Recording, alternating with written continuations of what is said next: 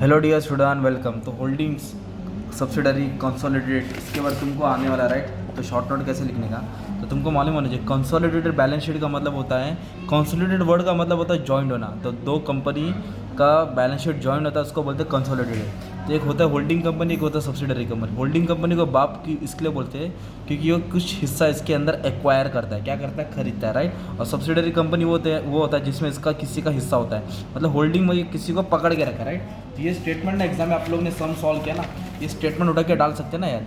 ये एग्जाम्पल करके मान लो एग्जाम में क्वेश्चन है तो आप डाल सकते हैं कि A limited purchase on 1 October 60,000 share in सुनील, therefore A limited is holding company, B limited is subsidiary company. तुम्हारा एग्जाम्पल हो जाएगा, ओके। तो इसमें बेसिकली होता क्या है, आ जाओ। तो consolidation of account is govern by Indian accounting standard 110 है।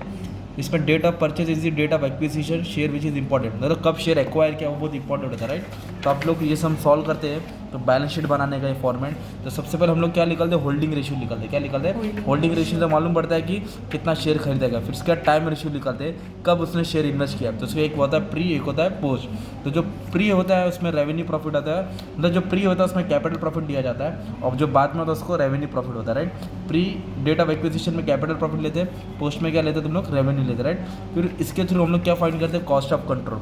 कॉस्ट ऑफ कंट्रोल से मालूम पड़ता है कि उसने ज़्यादा पेमेंट किया कि कम पेमेंट किया। ज़्यादा पेमेंट किया तो गुडविल, कम पेमेंट किया तो कैपिटल रिजर्व होता है। फिर होल्डिंग कंपनी से हम लोग ये कैलकुलेशन देखते हैं कि जो माइनॉरिटी रहता है उसको कितना इंटरेस्ट मिलेगा, राइट। वो क्या हो जाता है? लायबिलिटी होता है। क्या हो जाता है? वो लायबिलिटी हो जाता है। ये सब तो लोग ट्रांजेक्शन डाल सकते हैं। फिर inter company transaction. Inter company का मतलब होता है आपसी लेन देन, म्यूचुअल ड्यूज। मतलब जैसे कि ये ट्रांजेक्शन आप लोग पढ़ करते हैं, creditor of Sunil 20,000 due to Suresh, उसको बोलते हैं म्यूचुअल ड्यूज। क्या बोलते हैं? म्यूचुअल ड्यूज, आपसी लेन देन। ये भी लाइन उठा के डाल सकते हैं, राइट। तो ये सेटल हो जाता है। क्या हो जाता है? सेटल। बिल रिसीवेबल का बिल्स पे बोलते हैं, डेटर का क्रेडिटर से क्या हो जाता है? सेटल हो जाता है, राइट। तो share capital of subsidiary company and investment share of subsidiary company should be eliminated. मतलब जब कंसोलिडेटेड होता है तो इन्वेस्टमेंट और ये है ना शेयर कैपिटल, ये एलिमिनेट हो जाता है, इसको शो करते नहीं है। और सब चीज़ को ज्वाइन करके लिखा जाता है, सब चीज़ को, इसको ही कंसोलिडेटेड बोलते हैं, ठीक है। होल्डिंग बाप होता है और सब्सिडरी क्या होता है? बेटा। तो ठीक है। और क्या लिखने का? Share of holding company, share of minority, date of balance sheet holding company, date of acquisition, ये सब अपने को फाइंड करना पड़ता है। तो सबसे पहले क्या निकालते हैं? Cost of control. इससे अपने को गुडविल मिलेगा तो कैपिटल रिजर्व, प्लस है तो गुडविल, माइनस में है तो कैपिटल रिजर्व। फिर माइनॉरिटी का इंटरेस्ट देखते हैं कि उसको कितना हिस्सा है उसकी कंपनी में, राइट। फिर कैपिटल प्रॉफिट, रेवेन्यू प्रॉफिट को डिवाइड किया जाता है। क्या डिवाइड किया जाता है? डिवाइड। और जो भी इन्वेस्टमेंट रहता है शेयर्स, और जो भी इन्वेस्टमेंट रहता है शेयर्स का और शेयर कैपिटल सब्सिडी कंपनी का वो एलिमिनेट हो जाता है, उसको बैलेंस शीट में शो करते नहीं हो। क्या हो जाता है? कैंसिल। और जो भी आपसी लेन देन होता है वो कैंसिल हो जाता है। बिल ऑफ एक्शन हो गया, डिबेंचर हो गया, क्रेडिटर हो गया, जो भी आपसी लेन देन होता है उसको कैंसिल किया जाता है। और जो स्टॉक पे अनरियलाइज प्रॉफिट होता है वो प्रॉफिट वाला से तुमको माइनस करना पड़ता है। मतलब बेसिकली जो तुमने सम सॉल्व किया ना, उसको ही तुम लोग फॉर्मेट बना के डाल सकते हैं।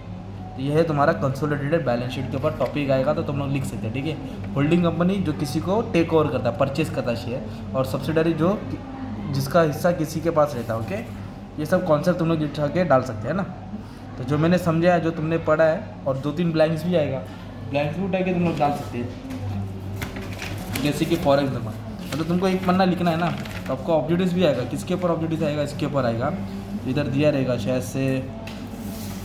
हाँ, goodwill is excess of cost of investment, value of investment fall. Goodwill नहीं बोलते उसको, क्या बोलते हैं? कैपिटल रिजर्व बोलते हैं। इस तरह तुमको क्या करना है? शो कर देने का, राइट।